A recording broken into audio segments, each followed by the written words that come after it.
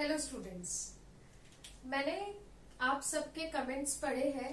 I make sure कि यानी तुम लोगों का कमेंट यही था कि मैम आपका लेंथ जो है लेक्चर का वो बहुत ज्यादा है, तो आई थिंक कि मैंने कम करना चाहिए। तो ये लेक्चर जो है हमारा वो आज आखिरी लेक्चर है। अगले लेक्चर ये थोड़ा तो बड़ा ही होगा क्योंकि आखिरी लेक्चर है। तो अगले लेक्चर से जो भी हमारे रहेंगे, ठीक है, जो भी नेक्स्ट चैप्टर में पढ़ाऊंगी उसमें आई मेक श्योर कि मेरा लेक्चर जो रहेगा वो कम स्पैन का रहेगा। और दूसरी चीज, आई मेक श्योर कि मैं ग्रीन मार्कर्स यूज नहीं करूं। तो let's start our lecture. ER कल पढ़ा था जिसमें आरईआर एसईआर प्रोटीन बनाते हैं, लिपिड बनाते हैं, हार्मोन एंजाइम ऐसे सारे सब्सटेंस बनाते हैं, ट्रांसपोर्टेशन के लिए हेल्प होती है ईआर की, मेम्ब्रेन बायोजेनेसिस ये अच्छे से पढ़ना है। और ये ईआर साइटोस्केलेटन करके वर्क करता है। फिर with the help of Golgi apparatus ये ट्रांसपोर्टेशन होता है, गोल्गी मॉडिफिकेशन करता है, स्टोरेज करता है सब्सटेंसेस का, और साथ ही साथ पैकेज करके इधर उधर सेल के वहां क्या करता है, भेजता है। नेक्स्ट है हमारा लाइसोसोम, जो कहाँ से फॉर्म होता है, तो गोल्गी से ही फॉर्म होता है। लाइसोसोम क्या करता है, तो it is scavenger, demolition squad, suicidal bags, ऐसे अलग अलग हम लोगों ने उसको क्या दे दिया, नाम दे दिए हैं। तो ऐसे अलग अलग फंक्शंस वो करता है। और इसके अलावा हमने देखा था कि लाइसोसोम जो होता है उसमें एसिड और साथ ही साथ एक एंजाइम होता है जो डाइजेशन का ही काम करता है। सिग्निफिकेंस में मेटामॉर्फोसिस पढ़ा था। फिर ऑटोफेजी जिसमें सेल को जरूरत है खाने की बट स्टार्वेशन कंडीशन है, तो स्टार्वेशन कंडीशन में कॉम्प्लेक्स सब्सटेंस को सिंपल कन्वर्ट करके देने वाला भी हमारा कौन होता है, तो लाइसोसोम ही होता है। फिर हमने पढ़ा था अबाउट डब्ल्यूबीसीज में भी बहुत अमाउंट में क्या रहते हैं, लाइसोसोम रहते हैं, क्योंकि उनका काम ही है क्या, तो किल करना पैथोजन को। तो डब्ल्यूबीसी वही करेगा तो लाइसोसोम उसकी क्या करता है, हेल्प करता है। और लास्ट वाला ये था कि फर्टिलाइजेशन जब होता है, स्पर्म का फ्यूजन होता है ओवा के साथ, तो ओवा की वॉल ब्रेक करने के लिए कौन आता है, तो स्पर्म जब आता है तब लाइसोसोमल एंजाइम्स जो होते हैं वो रिलीज होते हैं और वो क्या कर देते हैं, डिसॉल्व कर देते हैं किसकी मेम्ब्रेन, तो ओवा की मेम्ब्रेन। तो ये हमारे कल के लेक्चर के बारे में था। आज हम लोग पढ़ेंगे next organelle that is said to be as mitochondria. Mitochondria को हम लोग बेटा पावर हाउस ऑफ सेल कहते हैं, क्योंकि ये हमारे सेल को पावर प्रोवाइड करता है। सेल को पावर मिलेगी तो ही सेल प्रॉपरली वर्क कर पाएगा, और सेल को अगर पावर मिल रही है तो हम जैसे इंडिविजुअल को क्या मिलेगी, पावर मिलेगी। तो power house of a cell यानी माइटोकॉन्ड्रिया ये अटमोस्ट इम्पोर्टेंट ऑर्गेनेल है। और ये कैसे ऑर्गेनिज्म में होती है, जो ऑर्गेनिज्म एरोबिकली रेस्पायर कर रहा है। एरोबिकली रेस्पायर करना यानी क्या, ऑक्सीजन के प्रेजेंस में रेस्पिरेशन करना। ऑक्सीजन के प्रेजेंस में रेस्पिरेशन करने वाला ऑर्गेनिज्म के बॉडी में माइटोकॉन्ड्रिया ये सोर्स होता है जो उसके लिए एनर्जी प्रोड्यूस कर देता है। यानी एरोबिकली प्रोड्यूसिंग ऑर्गेनिज्म है, एरोबिकली रेस्पायरिंग ऑर्गेनिज्म है, तो उनमें ही माइटोकॉन्ड्रिया होगा। ठीक है, ये याद रखना, क्योंकि एनएरोबिकली रेस्पायर करने वाले भी क्या रहते हैं, ऑर्गेनिजम्स होते हैं। जैसे ईस्ट क्या है, एनएरोबिकली रेस्पायर कर रहा है। ठीक है, तो ऐसे एरोबिकली रेस्पायरिंग ऑर्गेनिज्म के बॉडी में माइटोकॉन्ड्रिया होगा। ये माइटोकॉन्ड्रिया डिपेंडिंग अपॉन सेल की रिक्वायरमेंट उसकी क्वांटिटी बढ़ती है, कम होती है। अगर सेल को बहुत ज्यादा एनर्जी की जरूरत है तो माइटोकॉन्ड्रिया की क्वांटिटी बढ़ जाएगी। ठीक है, वो अपने आप खुद को क्या कर देगा, डिवाइड कर देगा, और उसका नंबर सेल में क्या होता है, बढ़ जाता है। यानी depending upon the physiological functioning of the individual of the cell, number of mitochondria vary. अब एनिमल्स में ज्यादा ही हो गए compare to that of plant. क्यों, क्योंकि एनिमल्स जो है वो ज्यादा वे में फंक्शनल रहते हैं, वो मूव करते हैं, वो हम लोग जैसे तो बात भी करते हैं, सोचते हैं, थिंकिंग, ये सारी पर्पज है। तो एनर्जी रिक्वायरमेंट हम लोगों की बहुत ज्यादा रहेगी as compare to that of plant. Plant क्या है, स्टेशनरी है, उसकी जो भी लाइफ रहेगी पूरे लाइफ स्पैन वो एक ही जगह रहने वाले हैं। हमारे जैसे कोई भी एक्टिविटीज उनके बॉडी में नहीं होते हैं, और उनके बॉडी में तो डेड सेल्स भी होते हैं, हमारे बॉडी में नहीं होते हैं, उनमें परसेंटेज ऑफ डेड सेल्स ज्यादा होते हैं। तो अपने आप एनर्जी रिक्वायरमेंट भी क्या हो जाएगी, इनकी कम हो जाएगी। इसलिए प्लांट सेल में क्या होते हैं, कम माइटोकॉन्ड्रिया होते हैं। ठीक है, तो just read it out, will read it out once. It is an essential organelle. ठीक है। असेंशियल ऑर्गेनल क्यों है? क्योंकि ये क्या प्रोड्यूस करता है? एनर्जी प्रोड्यूस करता है। हमारे बॉडी में जो एनर्जी प्रोड्यूस होती है वो इन the form of ATP produce होती है। एटीपी ये क्या है? न्यूक्लियोटाइड है, जिसका फुल फॉर्म मैं यहां लिख रही हूं, एडिनोसाइन। आई थिंक तुम लोगों को पता ही होगा, triphosphate. This is the full form of ATP. Maggi का पैकेट लेने के लिए तुम जाते हो, जा रहे थे, अभी तो लॉकडाउन है, बट तब जब जाते थे तब तुम लोगों को करेंसी देनी पड़ती थी, 10 रुपए देना ही पड़ता था। अभी तो बढ़ भी गया है। तो 12 रुपए का अगर तुम मैगी का पैकेट खरीद रहे हो तो तुमको 12 रुपए देना पड़ेगा, तभी मैगी का पैकेट आएगा। तो वो करेंसी हम लोगों को चीजें देती है, सब्सटेंसेस, हम लोग मटेरियल बाय कर सकते हैं। सेम वे अगर हम लोगों को बॉडी को, इंडिविजुअल को एनर्जी चाहिए है तो करेंसी कौन सी होगी? तो ATP, that is adenosine triphosphate. ये एडिनोसाइन ट्राइफॉस्फेट ब्रेक होता है, और जब ये ब्रेक होता है, केमिकल है ना, इजीली ब्रेक हो सकता है, कोई तो भी रिएक्शन में पार्ट ले लेगा और ब्रेक हो जाएगा। तो जैसे ही एडिनोसाइन ट्राइफॉस्फेट ब्रेक हो जाता है, हम लोगों को मिलती है एनर्जी। तो और ये एनर्जी हम लोग अलग अलग सेट्स ऑफ लाइफ प्रोसेसेस के लिए यूज करते हैं, और सेल्फ अपने बायोकेमिकल प्रोसेस के लिए यूज करता है। ठीक है। तो सिंस माइटोकॉन्ड्रिया ये एनर्जी प्रोड्यूस करता है in the form of ATP, इसीलिए उसको हम लोग कहते हैं power house of cell. Power house of cell, क्योंकि पावर बना के दे रहा है। नेक्स्ट है, कहाँ प्रेजेंट रहता है? अभी बताया मैंने, aerobic. Aerobic eukaryotic cell. Aerobic eukaryotic cell यानी ऐसे सेल जो ऑक्सीजन लेंगे और क्या प्रोड्यूस करेंगे? Carbon dioxide. तो जब ये ऑक्सीजन हम लोग इनहेल करते हैं, यही ऑक्सीजन कहाँ जाता है? तो इस माइटोकॉन्ड्रिया के पास जाता है, और ऑक्सीजन के प्रेजेंस में ये माइटोकॉन्ड्रिया प्रोड्यूस करेगा energy in the form of ATP. तो ऑक्सीजन के प्रेजेंस में सिंस ये प्रोड्यूस कर रहा है एटीपी, तो ऐसे ऑर्गेनिज्म को हम लोग एरोब्स कहते हैं। एरोब्स। क्यों एरोब्स? क्योंकि वो क्या कर रहे हैं? रेस्पायर कर रहे हैं in presence of air, that is कौन सा कंटेंट उसका? ऑक्सीजन। और उस रेस्पिरेशन को हम लोग कहेंगे aerobic respiration. What it is called as? Aerobic respiration. तो दोज ऑर्गेनिज्म जो एरोबिकली रेस्पायर कर रहे हैं, ऐसे यूकैरियोटिक सेल में माइटोकॉन्ड्रिया प्रेजेंट होता है। और मैंने बताया है, depending upon the physiological activity of a cell, number क्या होता है? चेंज होते रहता है। तो प्लांट्स में, अभी देखा हम लोगों ने, प्लांट्स में नंबर क्या रहेगा? कम रहेगा, और वही एनिमल्स में क्या रहेगा? ज्यादा रहेगा। तो अब पढ़ते हैं उसका स्ट्रक्चर। एक माइटोकॉन्ड्रिया को अगर हम लोगों ने इलेक्ट्रॉन माइक्रोस्कोप के अंदर ऑब्जर्व किया, तो हम लोगों को उसका जो शेप है वो ऐसा नजर आता है। ठीक है। ये शेप जो है वो, उसका डायमीटर जो रहता है वो 1 to 2 माइक्रोमीटर, ये डायमीटर में रहता है। कितना? 1 to 2 माइक्रोमीटर का डायमीटर। और शेप को हम लोग कहते हैं सॉसेज। एक मिनट में मिटा लेती हूँ।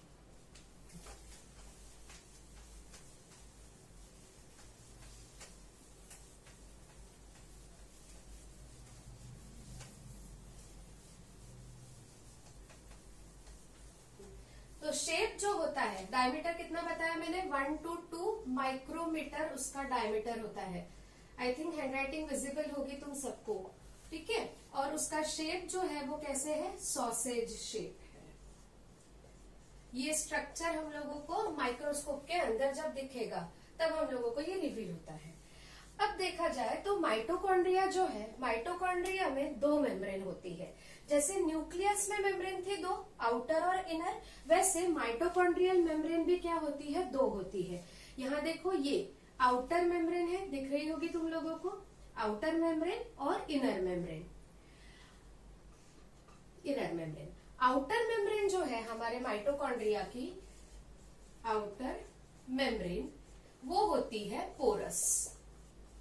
पोरस जैसे हमारे न्यूक्लियर मेम्ब्रेन पोरस थी, डिसकंटिन्यूअस थी, वैसे ही माइटोकॉन्ड्रिया की मेम्ब्रेन, आउटर मेम्ब्रेन कैसी रहेगी? पोरस रहेगी, और सिर्फ आउटर मेम्ब्रेन।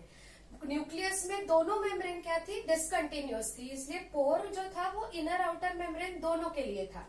बट यहाँ सिर्फ और सिर्फ आउटर मेम्ब्रेन क्या रहेगी, पोरस रहेगी, यानी यहाँ ऐसे पोर्स दिखेंगे हम लोगों को। ठीक है, ये क्यों होता है, क्योंकि अगर आजू बाजू सेल की चीजें अंदर लानी हो तो वो इजीली क्या हो सकेगी, अगेन ट्रांसपोर्ट हो सकती है। अगर हम लोगों ने उसका इनर मेम्ब्रेन देखा तो इनर मेम्ब्रेन देखो फोल्डेड है, दिख रहा है, फोल्ड्स डीपली फोल्डेड है, और ये फोल्डेड स्ट्रक्चर को हम लोग कहते हैं क्रिस्टे। क्रिस्टे, ठीक है। अब फोल्डेड क्यों होती है, तो इसका फंक्शन, यानी हम लोगों ने पहले ही उसको कहा है माइटोकॉन्ड्रिया को पावर हाउस ऑफ सेल, यानी एटीपी प्रोडक्शन करने वाला है। इसीलिए एटीपी का प्रोडक्शन हाई रेट में होना चाहिए, क्योंकि एनर्जी रिक्वायरमेंट 24/7 है इंडिविजुअल को। वो व्हेन इंडिविजुअल इज स्लीपिंग उस वक्त भी उसकी वाइटल प्रोसेसेस तो चल रही है, यानी एनर्जी रिक्वायरमेंट दिन में जितनी नहीं लगती होगी उससे कम थोड़ी रात में, तो सोते वक्त तो हमको लगती ही है। तो एनर्जी रिक्वायरमेंट बॉडी की 24/7 है, तो हमको क्या प्रोड्यूस करना पड़ेगा, एटीपी 24/7 प्रोड्यूस करना पड़ेगा, और इन हाई क्वांटिटी। इसीलिए एटीपी का प्रोडक्शन रेट बढ़ाना है हम लोगों को, तो एटीपी प्रोडक्शन रेट बढ़ाने के लिए इनर मेम्ब्रेन को फोल्ड कर देते हैं। अब इनर मेम्ब्रेन को ही क्यों करते हैं, आउटर को क्यों नहीं करते हैं, क्योंकि इनर मेम्ब्रेन में ही एंजाइम्स होते हैं। क्या होते हैं इनर मेम्ब्रेन में, एंजाइम्स होते हैं जो प्रोड्यूस करते हैं एटीपी। एग्जाम्पल बता देती हूँ, एंजाइम याद नहीं रखना है, एटीपी सिंथेटेज, सिंथेटेज यानी सिंथेसिस कौन कर रहा है, ये एटीपी सिंथेटेज एंजाइम कर रहा है। तो ये ATP synthetase enzyme ATP produce करेगा, और कहाँ प्रोड्यूस करेगा, तो इनर मेम्ब्रेन यानी क्रिस्टे पे करेगा। और वो अगर बढ़ाना है, प्रोडक्शन अगर बढ़ाना है, तो नंबर ऑफ फोल्ड्स अगर मैंने इंक्रीज कर दिया तो सरफेस एरिया ऑफ एंजाइम बढ़ जाएगा एंड अल्टीमेटली प्रोडक्शन बढ़ जाएगा। ठीक है, तो ये याद रखना है, गिव रीजन के लिए पूछ सकते हैं कि why inner membrane in mitochondria is deeply folded. क्या आएगा answer, to increase the surface area of production of ATP. ठीक है, फिर आते हैं नेक्स्ट। अब हो गया outer membrane porous, inner membrane for ATP production, fold is called as cristae. अब इनर मेम्ब्रेन के अंदर हम लोगों को फ्लूइड स्ट्रक्चर दिखता है, जैसे हमारे सेल मेम्ब्रेन के अंदर फ्लूइडिक स्ट्रक्चर है, जेली लाइक सब्सटेंस है, साइटोप्लाज्म, करेक्ट। तो ऐसे ही इसके पास भी फ्लूइड लाइक सब्सटेंस होता है, और उसमें सस्पेंडेड, वो red red dot colour dot dot दिख रहे होंगे तुम लोगों को, ऐसे सस्पेंडेड कहीं कहीं ज्यादा प्रोटीन्स होते हैं। ये पर्टिकुलर स्ट्रक्चर जो है फ्लूइड लाइक स्ट्रक्चर, उसको हम लोग कहते हैं मैट्रिक्स। मैट्रिक्स जैसे साइटोप्लाज्म वैसे ही क्या होता है, मैट्रिक्स होता है। इसके अलावा इनके पास डीएनए होता है। हम लोगों का जैसे डीएनए है वैसा क्रोमेटिन फाइबर के फॉर्म में fibre like thread like structure नहीं होता है। इनमें डीएनए सर्क्यूलर होता है, सर्क्यूलर डीएनए प्रेजेंट होता है किनमें, माइटोकॉन्ड्रिया में। और इसके अलावा खुद ब खुद इनके पास अपने खुद के राइबोसोम्स होते हैं। राइबोसोम वो क्या सिंथेसाइज करेंगे, प्रोटीन सिंथेसाइज करेंगे, किसके लिए, तो ये माइटोकॉन्ड्रिया के लिए। ठीक है, तो ऐसे पूरे स्ट्रक्चर जिसमें आउटर इनर मेम्ब्रेन, फिर साइटोप्लाज्म को मैट्रिक्स कहते हैं, ग्रीन कलर के राइबोसोम्स है, सर्क्यूलर डीएनए है, ये complete structure is what mitochondria looks like. अब ये mitochondria depending upon the function, depending upon function किसका, तो सेल का नंबर क्या करेगा, कम करेगा, बढ़ाएगा। अगर ज्यादा चाहिए एनर्जी तो इसका नंबर क्या होगा, बढ़ेगा। तो अगर नंबर बढ़ाना है यानी इसको अपने को खुद को क्या करना पड़ेगा, डुप्लीकेट करना पड़ेगा, डिवाइड करना पड़ेगा, तो ही जाके क्या करेगा, नंबर बढ़ेगा। ठीक है, तो इसीलिए ये माइटोकॉन्ड्रिया यानी हमारे सेल में, अगर हम लोगों ने एनिमल सेल के बारे में बात किया, तो हमारे सेल में सिर्फ माइटोकॉन्ड्रिया ये एक ही ऑर्गेनल है जो खुद ब खुद क्या कर सकता है, डिवाइड कर सकता है। लाइसोसोम हो गया, एंडोप्लाज्मिक रेटिकुलम, गोल्गी अपैरेटस, ये खुद ब खुद उन्होंने चाहा और डिवीजन कर दिया, ऐसा नहीं होता है। न्यूक्लियस बोलेगा तो ही करेंगे, बट माइटोकॉन्ड्रिया ये न्यूक्लियस को ऑफकोर्स क्या पोस्ट करेगा कि मुझे डिवीजन करना पड़ेगा, क्योंकि नंबर क्या है, बढ़ चाहिए, एनर्जी बहुत ज्यादा चाहिए, इसीलिए मैं क्या करूंगा, डुप्लीकेट कर रहा हूं। पर वो खुद ब खुद कर सकता है। क्यों कर सकता है? क्योंकि उसके पास खुद का सर्कुलर डीएनए है, प्रोटीन्स है और राइबोसोम्स है। ऐसे स्ट्रक्चर होने के कारण वो कैसा है, खुद ब खुद डिवीजन कर सकता है। इसीलिए माइटोकॉन्ड्रिया को हम लोग कहते हैं semi autonomous organelle. What it is called as semi autonomous organelle. Semi यानी थोड़ा सा डिपेंडेंट ऑन समवन, यानी सेमी यानी हाफ, थोड़ा डिपेंडेंट ऑन न्यूक्लियस, पर कैसा है, हाफ ऑटोनॉमस है, खुद का खुद क्या कर सकता है, प्रोटीन प्रोड्यूस कर सकता है क्योंकि राइबोसोम है, ठीक है। अलावा इसके अलावा खुद का डिवीजन भी कर सकता है डिपेंडिंग अपॉन दी रिक्वायरमेंट, ठीक है। तो आई थिंक ये समझ में आ गया होगा। अब देखते हैं हम लोग इसके functions. Now let's see the function of mitochondria. पहले ही पढ़ा है कि mitochondria power house of cell है, तो पहला फंक्शन क्या है, it produces energy in the form of ATP. इसके अलावा माइटोकॉन्ड्रिया जो होता है वो कुछ सब्सटेंसेस बनाता है, ठीक है, जैसे क्लोरोफिल हो गया, स्टेरॉइड्स हो गया, कुछ एसेंशियल इम्यूनो एसिड्स है हमारे बॉडी के लिए, वो सब भी कौन बनाता है, तो माइटोकॉन्ड्रिया बना के देता है। नेक्स्ट है वो कैसा है, तो खुद ब खुद डुप्लीकेट कर सकता है, that is it is capable of self duplication. क्यों? Because it has own DNA, proteins and ribosomes, और इसीलिए it is capable of making its own protein, ठीक है। इसलिए खुद के प्रोटीन क्या बना सकता है, इसीलिए उसको हम लोग कहते हैं it is regarded as semi autonomous organelle. तो माइटोकॉन्ड्रिया के ये 4 मेजर फंक्शन है, इसमें आपको ये बहुत अच्छे से याद रखना है कि क्यों उसको सेमी ऑटोनॉमस कहा जाता है। अब चलते हैं next organelle, that is chloroplast, plastid, ये नेक्स्ट ऑर्गेनेल है। Chloroplast is a type of a plastid. Plastid ये सिर्फ और सिर्फ प्लांट्स में ही होते हैं, ना बैक्टीरियल सेल में, ना एनिमल सेल में, ना फंगल सेल में। प्लास्टिड सिर्फ प्लांट सेल में ही दिखते हैं, और प्लांट्स में कुछ पर्टिकुलर सेट्स ऑफ फंक्शन करते हैं, जैसे फोटोसिंथेसिस, कलर प्रोवाइड करना कोई भी पार्ट को, ऐसे सारे फंक्शन जो है वो प्लास्टिड करते हैं। प्लास्टिड ये वर्ड पहले बार किसने यूज किया था, तो हेकेल नाम के एक साइंटिस्ट थे, उन्होंने यूज किया था, और उन्होंने ये कहा था कि ये कलरफुल नेचर के प्लास्टिड प्लांट्स में ही दिखते हैं, बाकी कोई भी ऑर्गेनिजम्स में इसका कहीं भी नजर नहीं आते हैं। प्लांट्स में इनका प्रेजेंस होता है और फंगस प्रोकैरियोटिक सेल में एब्सेंट रहते हैं।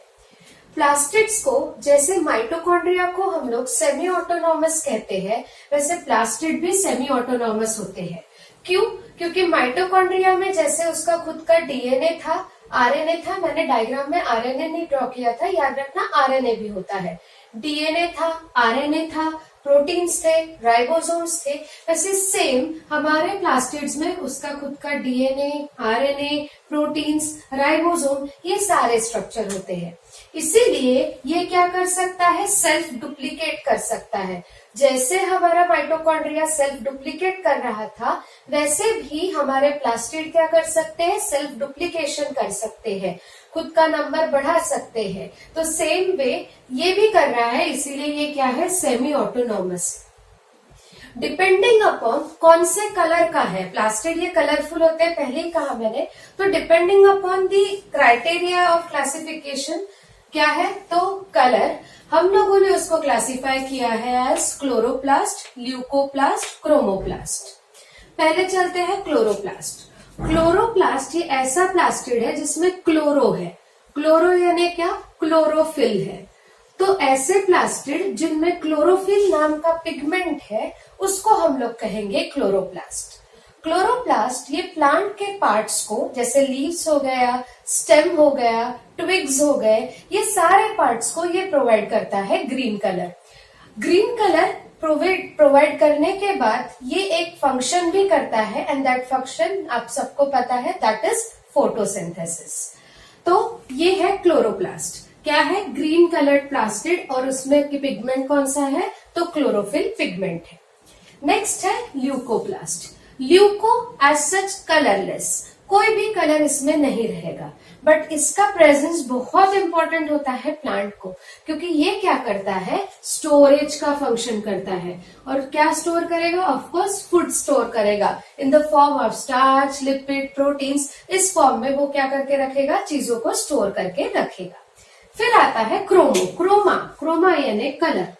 तो ऐसे डिफरेंट कलर के प्लास्टिड को हम लोग कहते हैं क्रोमोप्लास्ट। अलग अलग कलर के हैं, येलो, रेड, ठीक है, पिंक, जो भी कलर है वो पर्टिकुलर, ऑरेंज, ऐसे कलर के हमारे ये प्लास्टिड होते हैं, ठीक है। और ये क्रोमोप्लास्ट क्या करते हैं? तो कलर प्रोवाइड करते हैं फ्रूट्स को और फ्लावर्स को। एक एग्जाम्पल कैरेट्स में होते हैं कैरेटिनॉइड्स। तो carotenoid is a pigment present in a chromoplast, ठीक है। ज़ैंथोफिल, ये भी क्या है? पिगमेंट है जो रेड कलर प्रोवाइड करता है हमारे किसको? तो पर्टिकुलर पार्ट को, ठीक है। तो ये ऐसे डिफरेंट काइंड ऑफ क्या है? क्रोमोप्लास्ट है। अब डिटेल में हम लोग पढ़ते हैं क्लोरोप्लास्ट, उसका स्ट्रक्चर पढ़ेंगे और वो कैसे फंक्शन करता है ये भी देखेंगे।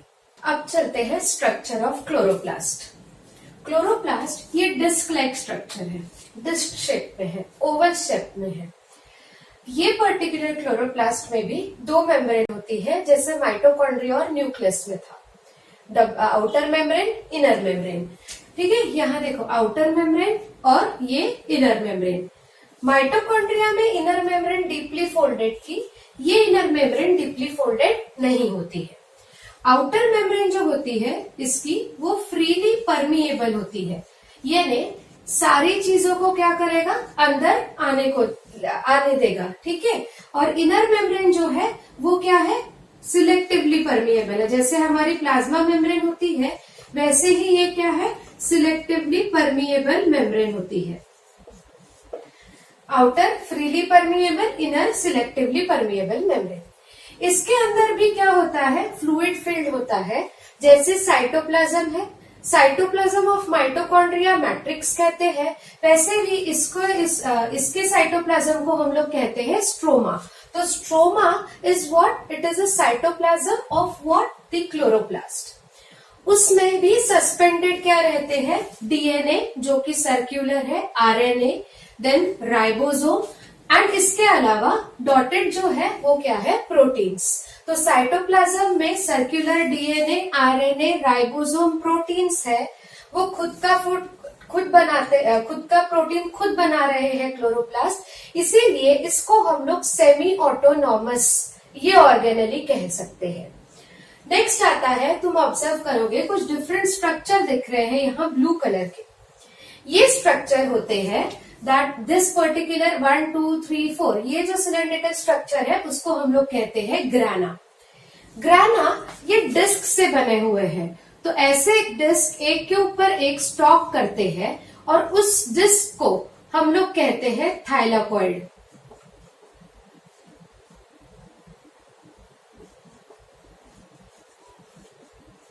ठीक है, it is said to be as thylakoid. ये थाइलाकॉइड यानी ये एक, ये दूसरा, तीसरा, चौथा और ऐसे पूरा इसका बनता है ग्राना।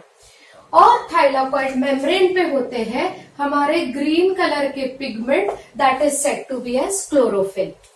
ये क्लोरोफिल जो यहाँ बैठे रहते हैं ये क्या करते हैं? Solar energy, light energy absorb करते हैं और प्रोड्यूस करते हैं food in the form of a glucose.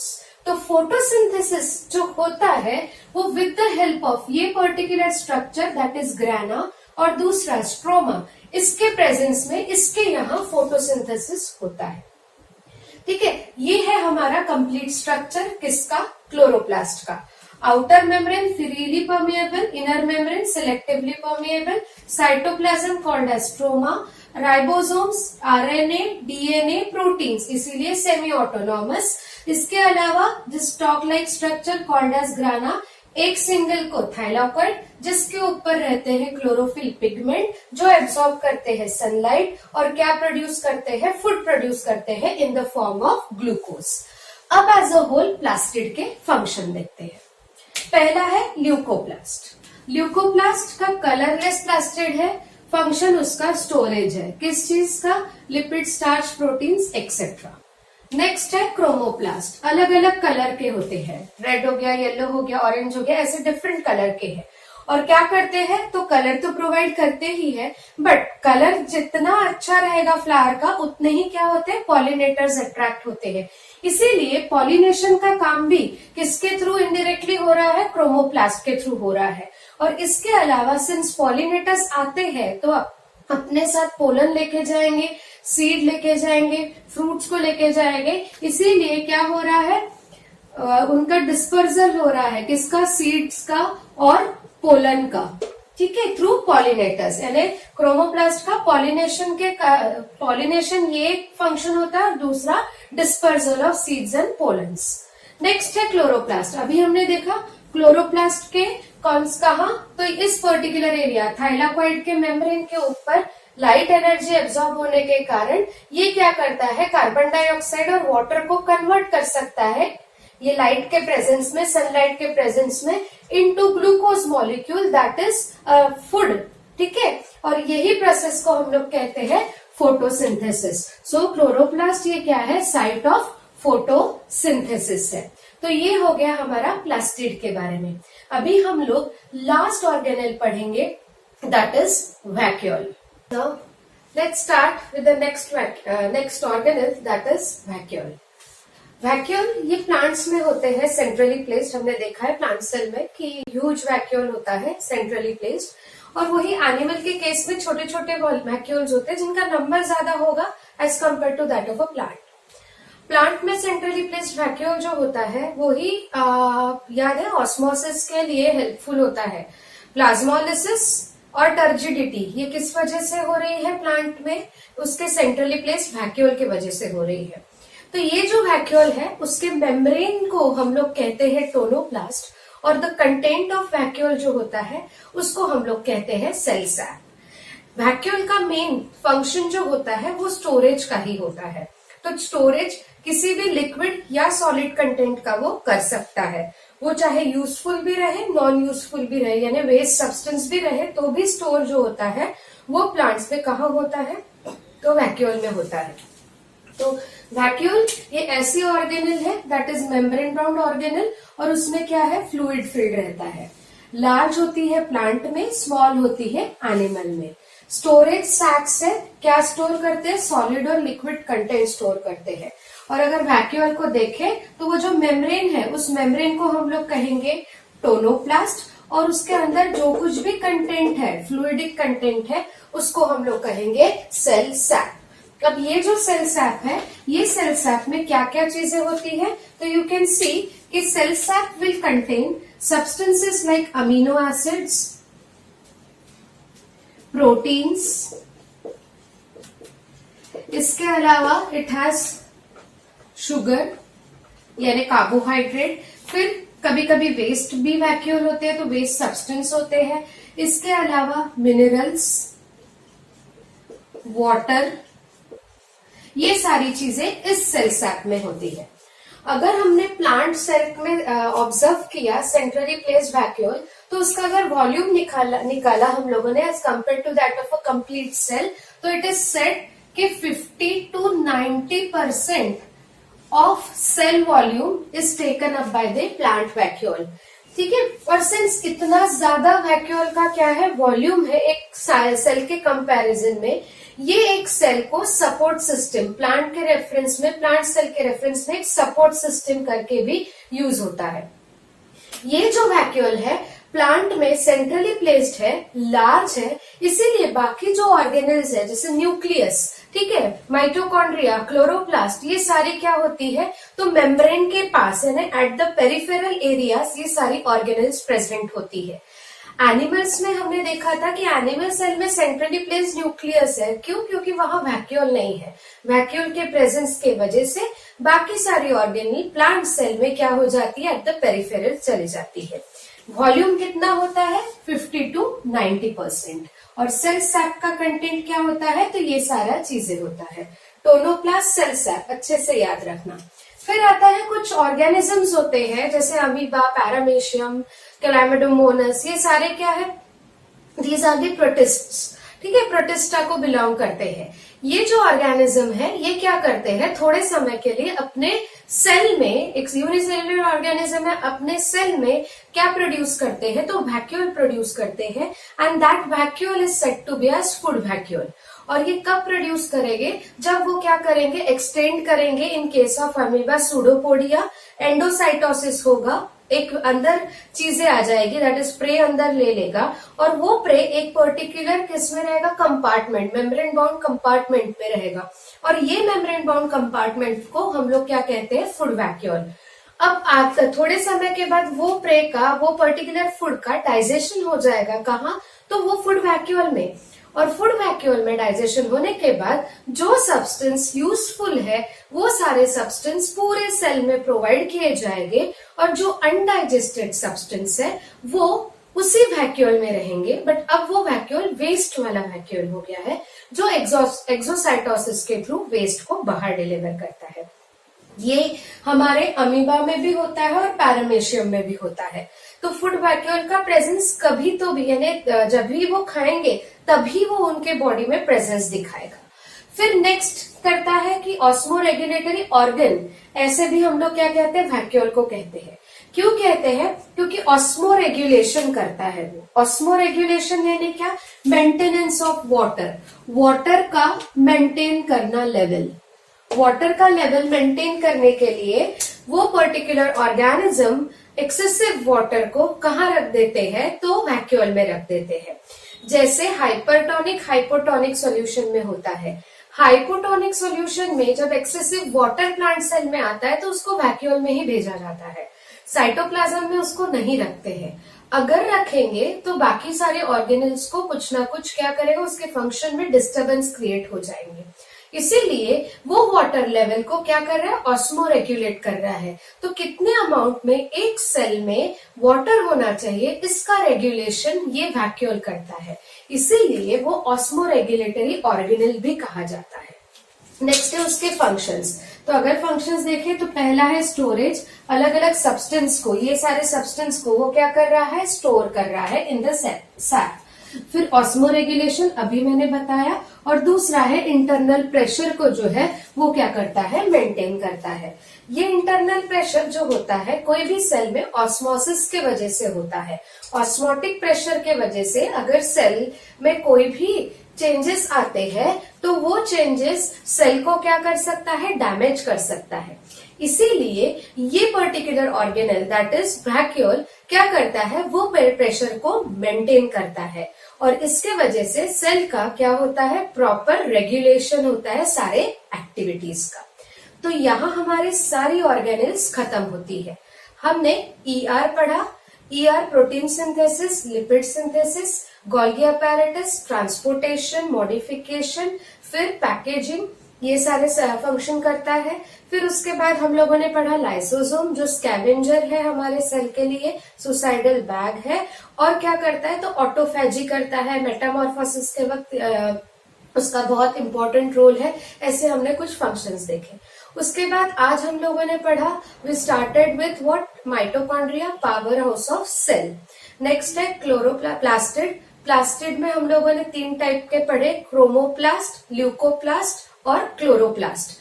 Chromoplast colour provide करता है, ल्यूकोप्लास्ट स्टोरेज का फंक्शन करता है, और क्लोरोप्लास्ट इसको हम लोग किचन ऑफ सेल कहते हैं, क्योंकि ये क्या प्रोड्यूस करता है, फूड प्रोड्यूस करता है। और बाद में हम लोगों ने स्ट्रक्चर भी पढ़े हैं, माइटोकॉन्ड्रिया और क्लोरोप्लास्ट के रिस्पेक्टिवली, और बाद में लास्ट में अभी हम लोगों ने वैक्यूल पढ़ा है। यहाँ सारे वैक्यूल्स कवर हो गए हैं, सॉरी ऑर्गेनल्स कवर हो गए हैं। ऑर्गेनल्स के बाद में एक पर्टिकुलर पोर्शन है, that is a portion of cell division. वो क्या होता है हम लोग अभी आगे देखेंगे। मल्टीसेल्युलर ऑर्गेनिज्म है या यूनिसेल्युलर ऑर्गेनिज्म है, सेल डिविजन ये कॉमन चीजें होती है। फिर चाहे वो प्लांट है, बैक्टीरिया है, हम लोग हैं, कोई अदर एनिमल है, सेल डिविजन ये हर ऑर्गेनिज्म के बॉडी में होते रहते हैं। और सेल डिवीजन ये क्यों इम्पोर्टेंट है, क्योंकि अगर सेल डिवाइड नहीं हुआ तो ऑर्गेनिज्म की ग्रोथ नहीं होगी।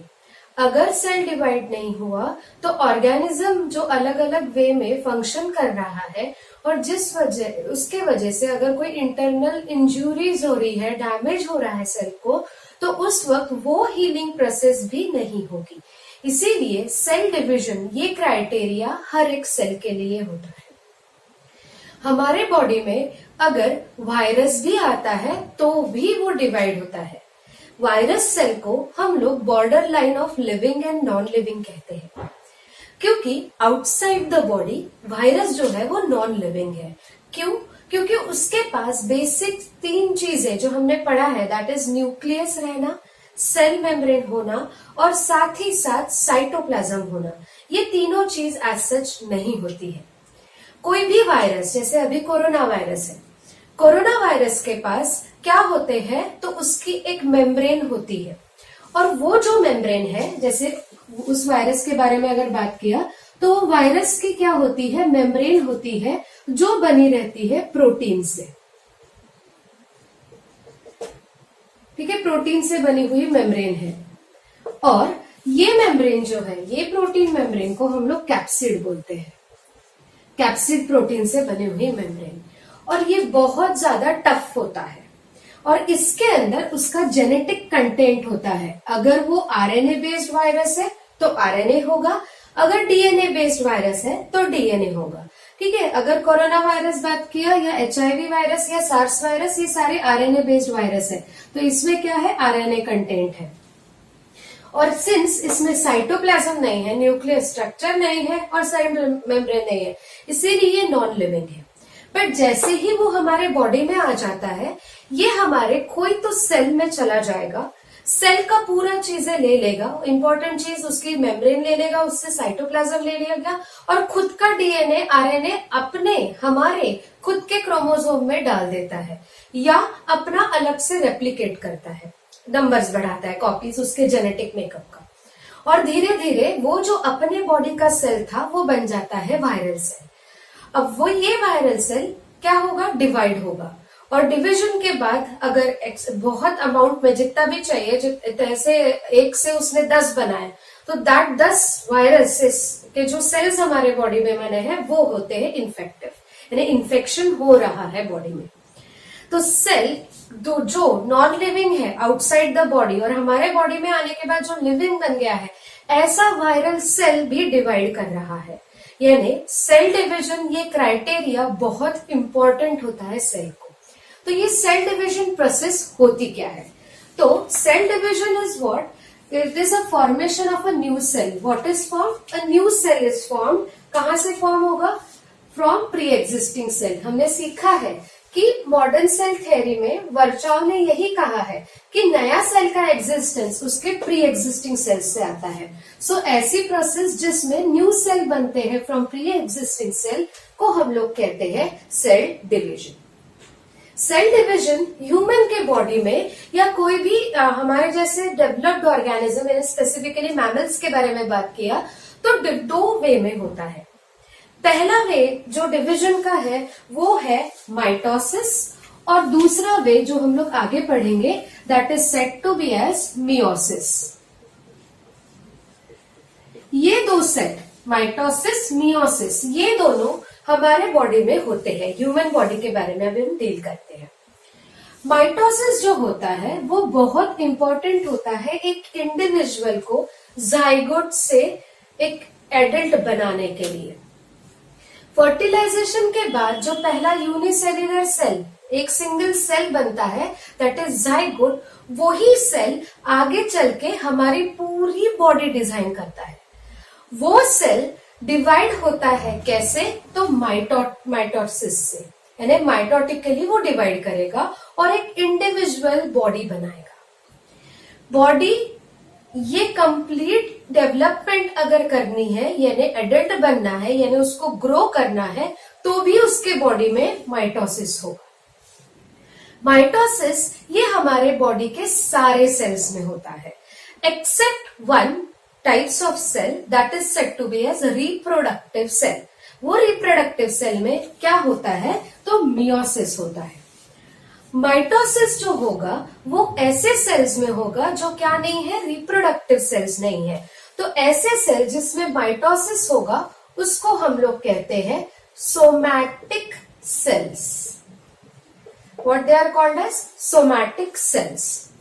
हम लोगों के बॉडी में जब तक के ग्रोथ हो रही है तब तक के ये somatic cells rapid cell division दिखाएंगे, नंबर बढ़ाएंगे सेल का और इंडिविजुअल की ग्रोथ करेंगे। आप लोगों को पता है कि एक टाइम आ जाता है जब हमारी ग्रोथ स्टॉप हो जाती है, ठीक है। ग्रोथ स्टॉप होने के बाद माइटोसिस नहीं होगा क्या बॉडी में? ऐसा कुछ है क्या कि माइटोसिस होते ही रहेगा?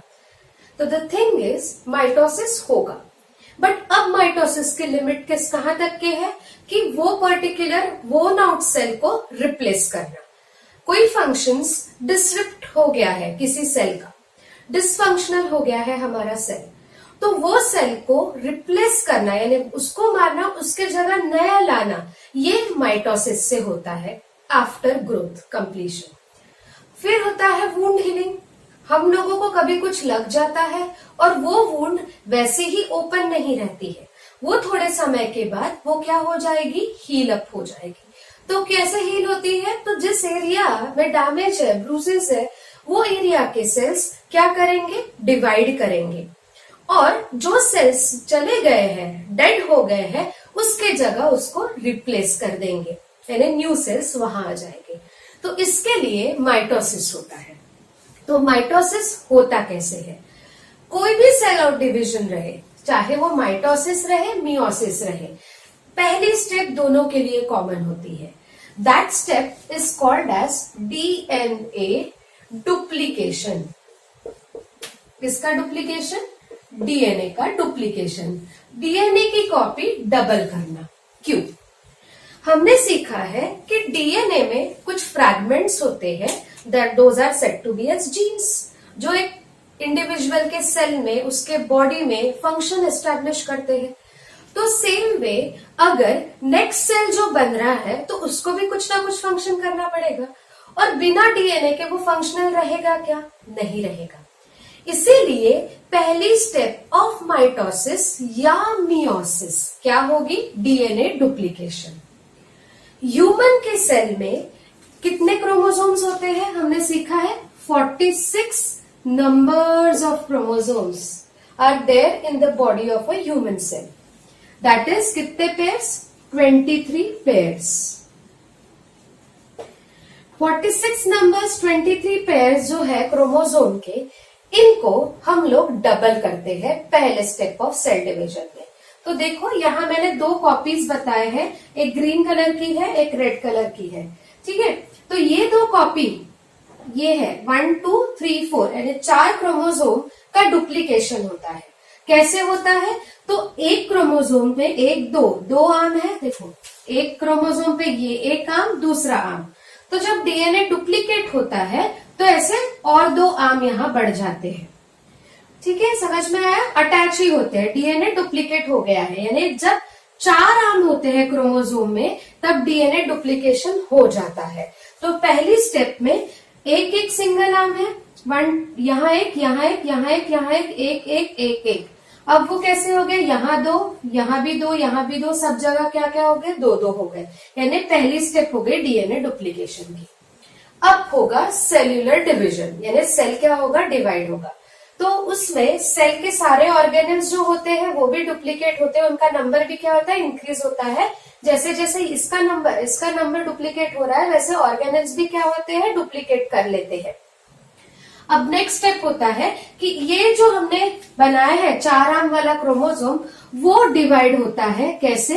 तो 2 2 आर्म में, जैसे पहले था मदर सेल में जैसे था वो वैसा ही होगा। अब यहां से एक मदर सेल में 2 रेड 2 ग्रीन है, तो यहाँ का एक एक रेड चला गया एक सेल में, यहाँ का एक एक ग्रीन उसी सेल में गया, और बचे हुए 2 रेड और 2 ग्रीन कहाँ चले गए? नेक्स्ट सेल में। अब ये सेल इसका कॉपी हो गया, ये सेल मदर का कॉपी हो गया, यानी यहाँ 1 2 3 4 क्रोमोसोम थे। कितनी पेयर्स होगी? 2 पेयर्स होगी। तो यहाँ कितने हो गए? 4 नंबर और 2 पेयर, यानी पूरे के पूरे क्या हो गए, क्रोमोसोम नंबर एग्जैक्ट हो गए हमारे 2 न्यू डॉटर सेल। इस स्टेज में देखना 1 2 3 4 5 6 7 8 क्रोमोसोम है। 8 क्रोमोसोम कभी नहीं जाएंगे पूरे के पूरे एक ही सेल में, वो कैसे जाएंगे, 4 इधर और 4 उधर। तो दिस टाइप ऑफ डिवीजन, यहां से सेम नंबर ऑफ क्रोमोसोम क्या हो रहा है, इनहेरिट हो रहा है मदर से न्यू डॉटर सेल में, that is also mitosis. Mitosis में क्रोमोसोम का नंबर जो होता है वो मेंटेन होता है नेक्स्ट सेल में। क्रोमोसोम का नंबर कितने थे, 4 थे, नेक्स्ट सेल में भी 4 थे, 4 है, ठीक है, दोनों में 4 है, तो क्रोमोसोम नंबर क्या हो रहा है बेटा, इसका मेंटेन हो रहा है, ठीक है। तो इसीलिए क्रोमोसोम नंबर क्या कहते हैं हम लोग, मेंटेन हो रहे हैं। तो इसीलिए हमारे बॉडी में एक सेल दूसरे सेल से अलग नहीं होता है। हमारे बॉडी के सारे सेल्स एक जैसे होते हैं। Of course shape and size change होगा depending upon the function, but nuclear content में, क्रोमोसोम कंटेंट में हर एक सेल क्या होगा, सेम होगा। हर सेल में कितने नंबर ऑफ क्रोमोसोम हो गए, 46 हो गए। अगर 4 क्रोमोसोम का इंडिविजुअल है तो उसके हर बॉडी के सेल में कितने क्रोमोसोम हो गए, 4 हो गए। तो ये क्यों 4 में क्रोमोसोम मेंटेन हो रहा है, क्योंकि उसके बॉडी में कौन सा डिवीजन चल रहा है, माइटोसिस चल रहा है। और ये कब यूज होता है, जब इंडिविजुअल ग्रो करता है और रिपेयर होती है उसकी बॉडी। मियोसिस जो होता है इसमें ऐसा नहीं होगा। माइटोसिस में क्रोमोसोम नंबर जैसे मेंटेन होते हैं, मियोसिस में वो नहीं होते हैं। डीएनए डुप्लीकेशन होगा, बट मियोसिस में क्या नहीं होते हैं, ये मेंटेन नहीं होते हैं क्रोमोसोम नंबर। तो अब पढ़ते हैं मियोसिस, ऐसा क्या होता है कि क्रोमोसोम नंबर मेंटेन नहीं होता है। अभी हमने पढ़ा कि माइटोसिस ये क्रोमोसोम नंबर मेंटेन करता है इंडिविजुअल की बॉडी का, क्योंकि सारे बॉडी के क्रोमोसोम नंबर न्यू सेल जो फॉर्म हो गए वो सेम रहे, न्यू सेल के सेम रहेंगे, किससे, तो मदर सेल से। नेक्स्ट ये ग्रोथ और रिपेयर के लिए हेल्पफुल होता है, और ये हमारे बॉडी के सारे सेल्स में होता है, यानी सोमैटिक सेल्स में होता है, और रिप्रोडक्टिव सेल में नहीं होगा। तो फिर रिप्रोडक्टिव सेल में कौन सा सेट ऑफ डिवीजन होगा, तो वो होगा मियोसिस। अब मियोसिस में क्या होता है ऐसे जिसके वजह से इसको हम लोगों ने अलग वे में क्लासिफाई किया है। क्रोमोसोम नंबर नेक्स्ट सेल का मेंटेन किया जाता है माइटोसिस में, बट मियोसिस में ये नहीं होता है। क्यों नहीं होता है, क्योंकि मियोसिस ये डिवीजन कब होता है, जब हम लोगों को प्रोड्यूस करना रहता है गैमेट्स। इसीलिए मियोसिस जो है वो होता है रिप्रोडक्टिव सेल्स में, यानी रिप्रोडक्टिव ऑर्गन या टिश्यू के एक पर्टिकुलर टाइप ऑफ सेल्स है जिसको हम लोगों ने रिप्रोडक्टिव सेल कहा है। और सिर्फ इसी रिप्रोडक्टिव सेल्स में बाकी रिप्रोडक्टिव ऑर्गन के सेल्स माइटोटिकली ही डिवाइड करेंगे, बट सिर्फ ये रिप्रोडक्टिव सेल्स ही कैसे डिवाइड करेंगे, तो मियोसिस के थ्रू डिवाइड करेंगे और प्रोड्यूस करेंगे गैमेट्स। तो मेल में बनेगा स्पर्म और फीमेल में बनेगा ओवा। अब क्रोमोसोम नंबर जो होता है वो कैसे हो जाता है, इस टाइप ऑफ डिवीजन में हाफ हो जाता है। जैसे उस एग्जाम्पल में माइटोसिस में हमने देखा था कि मदर सेल में 4 क्रोमोसोम थे, और जो दो न्यू सेल्स बने हैं वो दोनों न्यू सेल्स में कितने क्रोमोसोम नंबर है, 4 थे। बट यहाँ क्या होता है, मदर सेल में अगर 4 है तो डॉटर सेल में 2 ही हो गई। क्यों, क्योंकि फर्टिलाइजेशन के बाद जो नया इंडिविजुअल बनेगा उसके बॉडी में कैसे क्रोमोसोम होने चाहिए, सेम नंबर ऑफ क्रोमोसोम होने चाहिए जैसे उसके पेरेंट्स के बॉडी में थे। कैसे होते हैं, अभी हम लोग प्रोसेस पढ़ते हैं बाद में। अभी जो डाउट आपके दिमाग में रेज हुआ कि ऐसे कैसे होता है, कैसे मेंटेन होता है नेक्स्ट जनरेशन का, ये प्रोसेस पढ़ने के बाद हमको समझ में आ जाएगा। देखो मदर सेल है, मदर सेल में 4 क्रोमोसोम है। 4 क्रोमोसोम का पहली स्टेप मैंने कहा तुमको डीएनए डुप्लीकेशन होता है, तो देखो यहाँ डीएनए डुप्लीकेट हो गया। बाद में क्या होता है, यही 2 इसमें सेपरेट होते हैं, एक रेड एक ग्रीन, एक रेड एक ग्रीन चला गया है। पर कुछ रेड का पार्ट ग्रीन में चला जाता है और कुछ ग्रीन का पार्ट रेड में चला जाता है। इसको हम लोग कहते हैं क्रॉसिंग ओवर।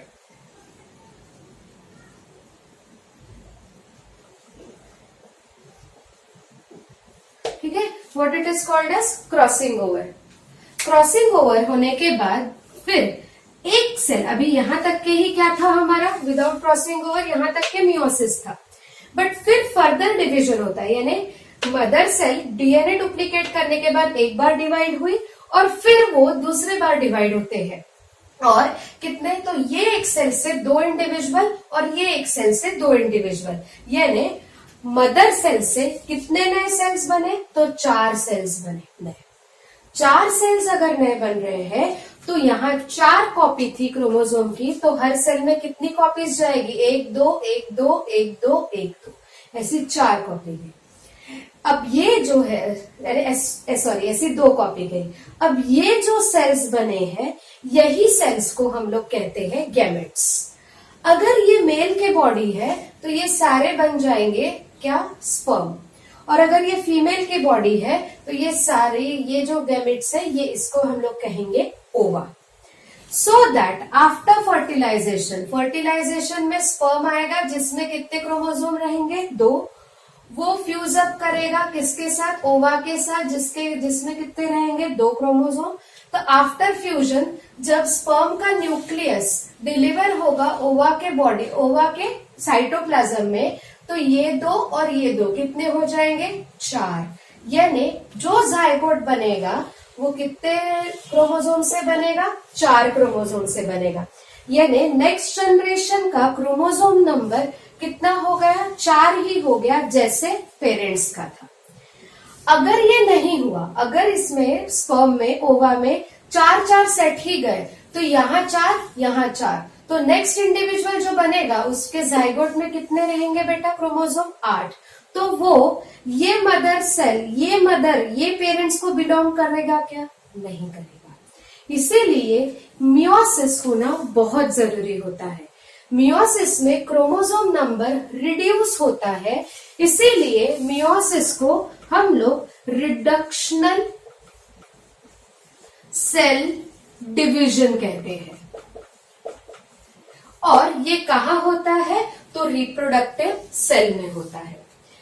माइटोसिस में 2 सेल फॉर्म होते हैं, मियोसिस में कितने हो रहे हैं, 4 सेल फॉर्म हो रहे हैं। माइटोसिस में क्रोमोसोम नंबर सेम होता है मदर सेल का, यहाँ क्रोमोसोम नंबर होता है half that of a mother cell. ठीक है, तो ये हो गया हमारा मियोसिस। अब देखते हैं इन दोनों का डिफरेंस। अब देखते हैं डिफरेंस। पहला डिफरेंस होगा डेफिनेशन। माइटोसिस के लिए डेफिनेशन मैंने लिखवाई है, that is the process of cell division by which cell divides for the growth, इसको हम लोग कहेंगे माइटोसिस। और यहाँ होगा the process of cell division where reproductive cells divide to form gametes, that is meiosis. Next difference ये होगा कि माइटोसिस जो होगा वो रिप्रोडक्टिव सेल के अलावा बाकी के सारे ऑर्गेनिज्म के बॉडी के सेल्स में होगा, दैट इज सोमैटिक सेल। और ये कहाँ होगा, तो it occurs in reproductive cell.